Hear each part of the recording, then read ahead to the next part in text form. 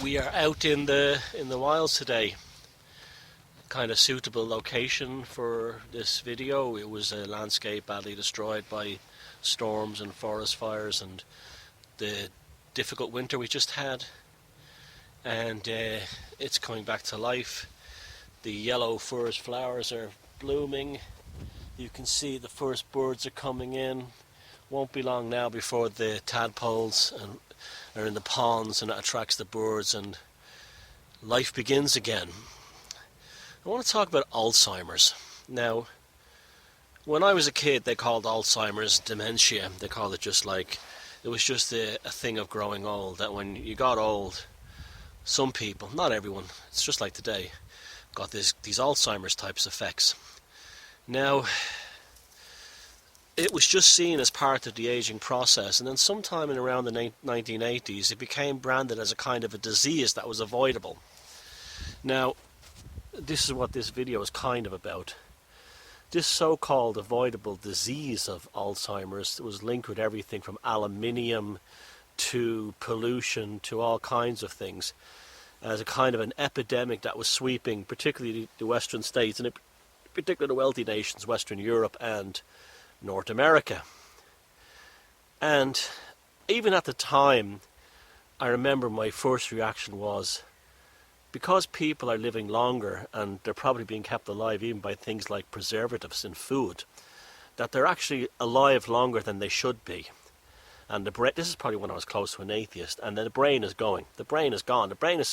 The mind and the cognition is going because the body has outlived the cognitive processes.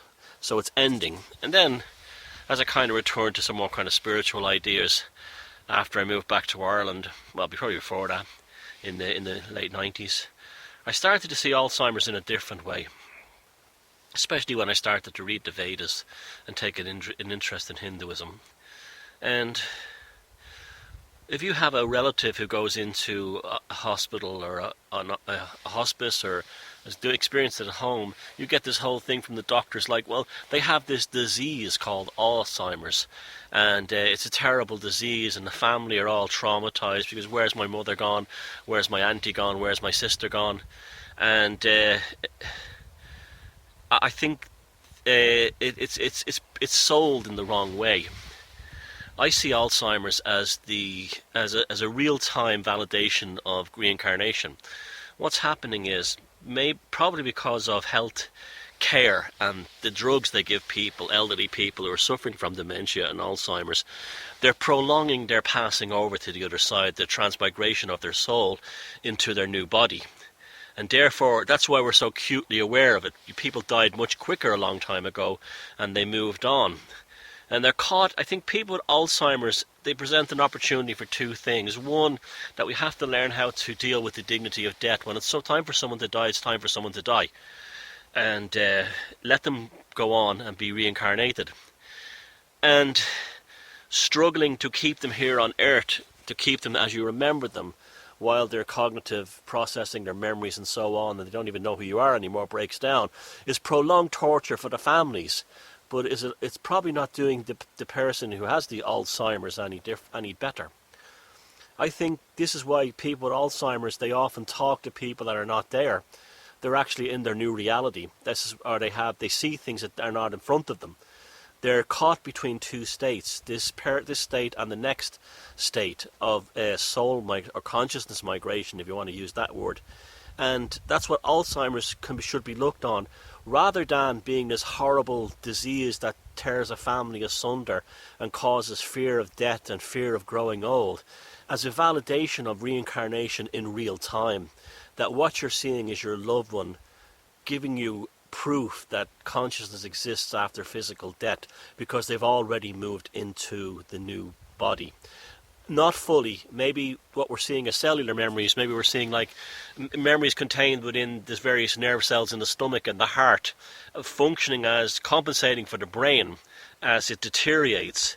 But the reality is that I think families would get a lot more comfort and feel a lot better about their elderly loved ones going through dementia and Alzheimer's if they were actually believed or were told that it's soul or it's consciousness migration, rather than they're suffering from a horrible disease. Because when this horrible disease idea is put out there, it's kind of put out there as the word disease, it can be cured. And every so often you see all these big pharma snake oil articles in all kinds of newspapers, particularly the Express, which is basically a shop window for big pharma, saying Alzheimer's drug around the corner.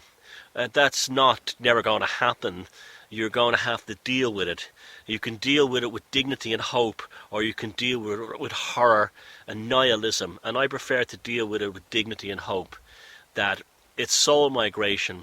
You're moving on to the other side, and it's validation that life after death, well, life after this mortal body exists, and you go into another one. So that's my feeling about Alzheimer's. I'm not trying to diminish the pain and suffering that families who are going through this are going through. I'm just trying to say to you that there's other ways looking at it than a cold, horrific disease. So think about that one, Alzheimer's.